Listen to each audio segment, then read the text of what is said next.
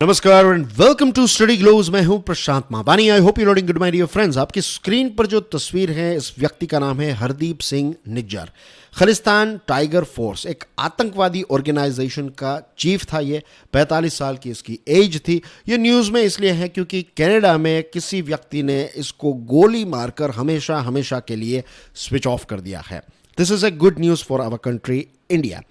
भारत का जो most wanted terrorist का लिस्ट है उसमें एक लंबे समय से हरदीप सिंह निज्जर का नाम रहा है। इस व्यक्ति पर 10 लाख रुपए का इनाम भी था। तो दोस्तों, आज की जो हमारी डिस्कशन है उसमें हम हरदीप सिंह निज्जर के बारे में तो बात करेंगे ही कि किस प्रकार की एक्टिविटीज में ये शामिल था, कितने अलग अलग टेररिस्ट अटैक्स में ये शामिल था। इसके अलावा दूसरे ऐसे जो टेररिस्ट हैं उनकी भी लगभग 1-2 सालों के अंदर इसी प्रकार से हत्या हुई है या फिर इनकी मृत्यु हुई है।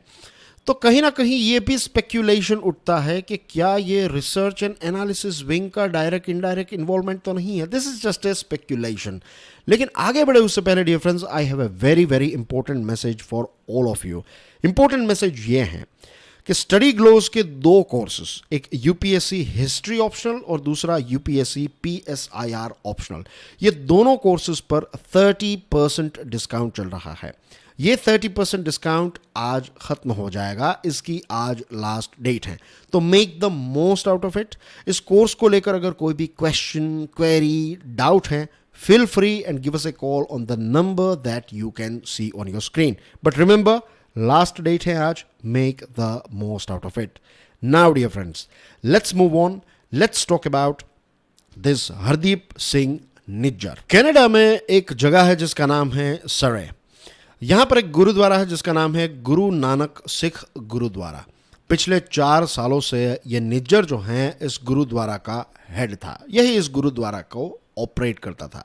शर्म की बात है कि धर्म के नाम पर इस प्रकार के लोग जो हैं वो आतंकवादी एक्टिविटीज़ में इन्वॉल्व होते हैं।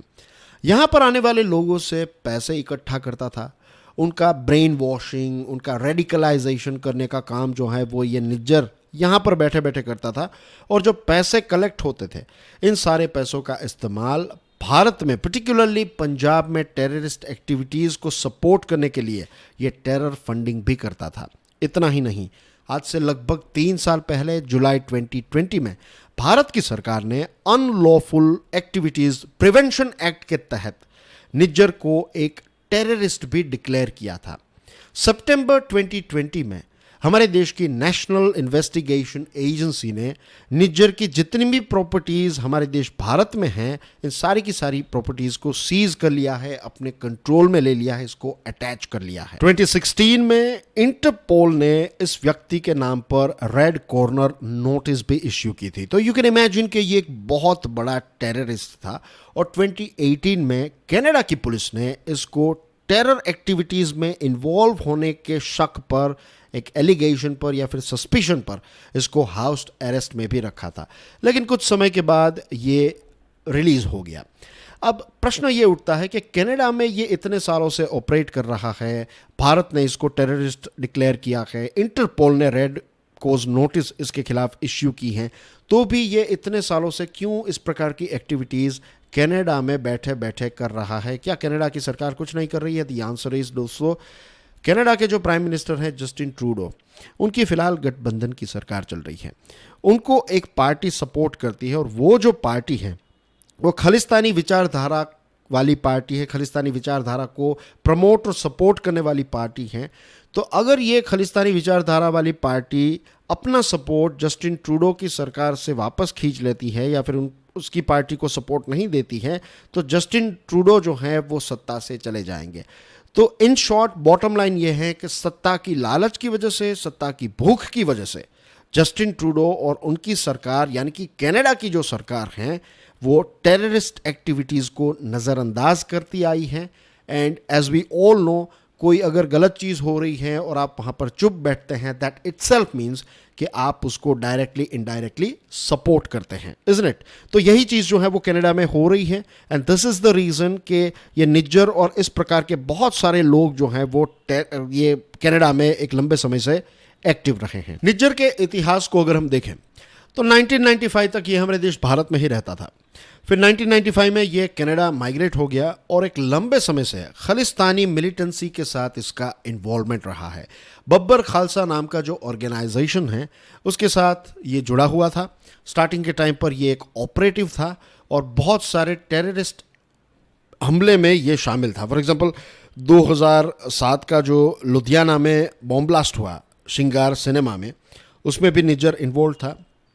पटियाला 2009 की बात है जब राष्ट्रीय सिख संगत प्रेसिडेंट रुल्ला सिंह साहब का असैसिनेशन हुआ, उनकी हत्या हुई, उसमें भी निज्जर जो है वो इन्वॉल्व था। इतना ही नहीं, दूसरे ऐसे टेररिस्ट के साथ भी वो बहुत ही क्लोजली इन्वॉल्व था।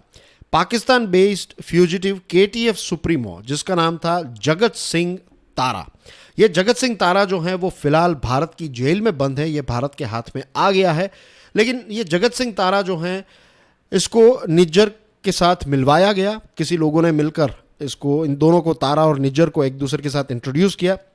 उसके बाद ये एक दूसरे के बहुत अच्छे कॉमरेड बन गए और पाकिस्तान में बैठे बैठे ISI जो हैं वो खालिस्तानी मूवमेंट को सपोर्ट करते आया है। ये बात भारत सरकार भी जानती है, दूसरे देशों की सरकारें भी इस बात को जानती हैं। और निज्जर जो हैं उसको पाकिस्तान बुलाया गया।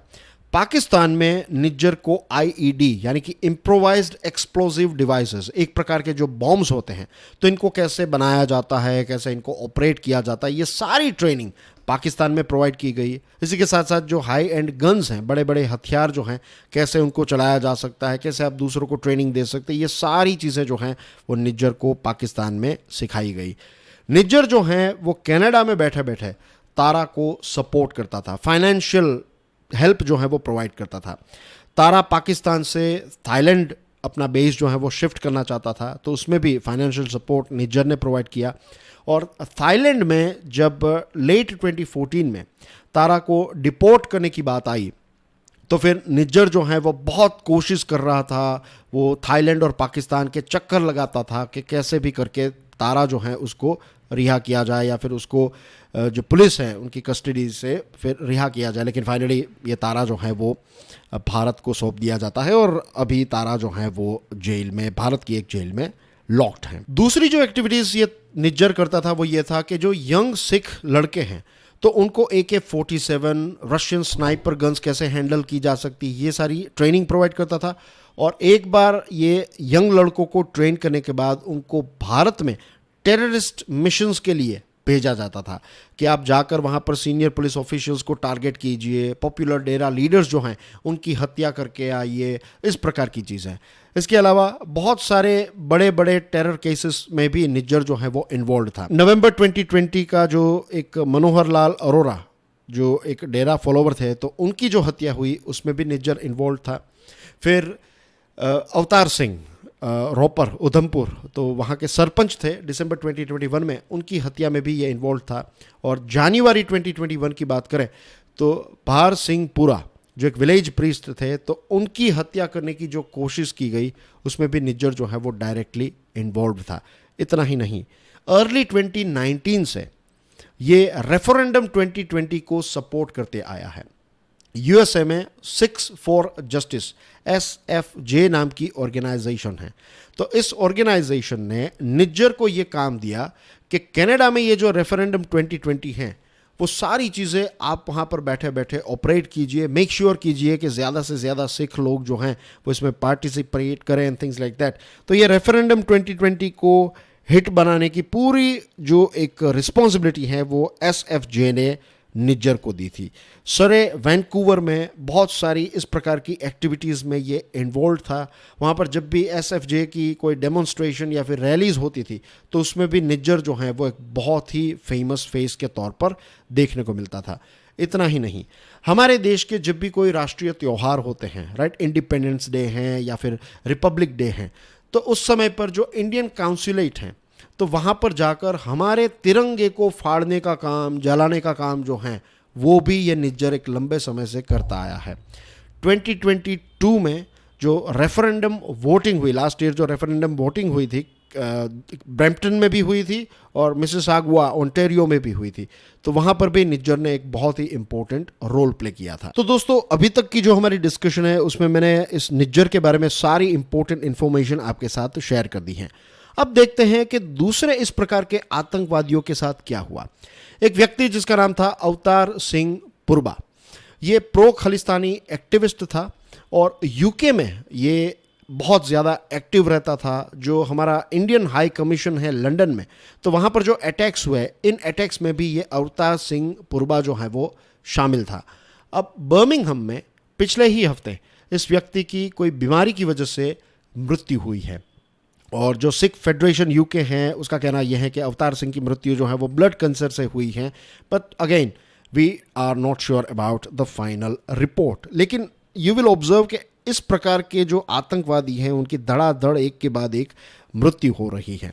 तो अवतार सिंह पुरबा जो हैं ये यूके में ऑपरेट कर रहा था और जो शिरोमणि अकाली दल हैं तो इसके जो प्रेसिडेंट हैं सुखबीर सिंह बादल, तो इनकी हत्या करने की जो कॉन्स्पिरेसी है उसमें ये अवतार सिंह पुरबा जो है ये इन्वॉल्व था।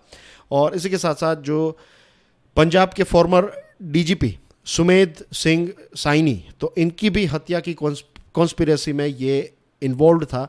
और राजविंदर सिंह बेंस, ये एक सीनियर एडवोकेट हैं, तो ये भी कॉन्स्पिरेसी की गई थी कि इनकी भी हत्या की जाए। तो इसमें भी ये अवतार सिंह पुरबा जो है वो इन्वॉल्व था। फाइनली ये अब नहीं रहा है। फिर एक हिजबुल मुजाहिदीन का आतंकवादी बशीर अहमद पीर, फरवरी 2023 इसी साल के कुछ महीने पहले की बात है, राइट, लगभग 4 महीने पहले की बात है, जब रावलपिंडी में किसी व्यक्ति ने आकर इसकी भी हत्या कर दी।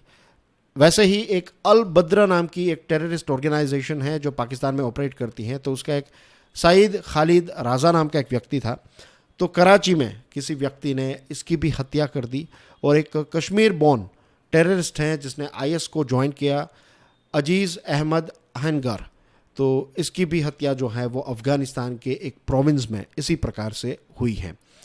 परमजीत सिंह पंजवार नाम का एक व्यक्ति था, ये खालिस्तानी टेररिस्ट था और मई 2023 में लाहौर में ये वॉकिंग करने के लिए निकला था। ये पाकिस्तान में रहता था, वहाँ से चीज़ों को ऑपरेट करता था, तो मॉर्निंग वॉक के लिए निकला तो किसी ने इसकी भी हत्या कर दी। ये खालिस्तान कमांडो फोर्स जो हैं उसको ऑपरेट करता था पाकिस्तान में बैठे बैठे।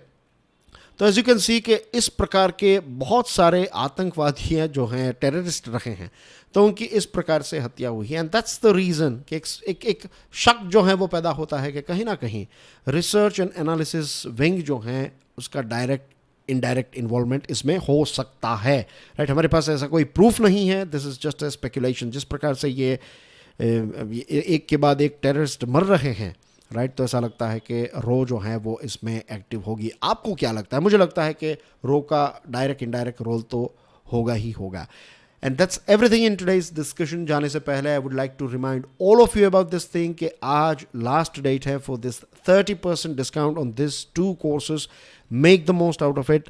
Thank you very much. God bless you all. जय हिंद।